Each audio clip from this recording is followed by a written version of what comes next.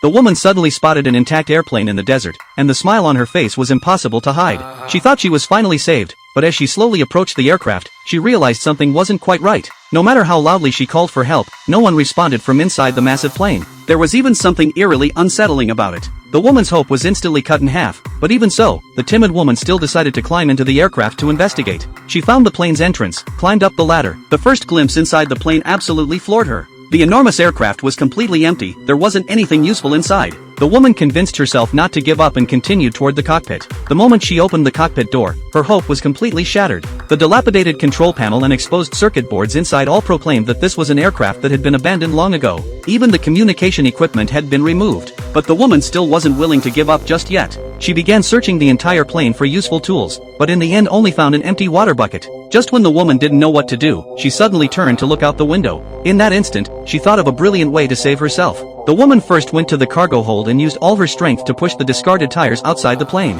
Then she set the tires on fire. As thick smoke rose into the air, any rescue teams passing by would definitely notice this location. Afterward, the woman picked up the empty bucket and went to the river, continuously using a plastic cup to fill the bucket with water. She chose not to continue waiting for rescue, but instead kept looking toward the distance with her eyes, as if something precious was waiting for her there. Even stranger, the woman was obviously dying of thirst, but she didn't drink a single drop of the water she had collected. She just carried the bucket and ran toward the distant location. But unexpectedly, when the woman finally reached her destination, she discovered a fact that was difficult for her to accept.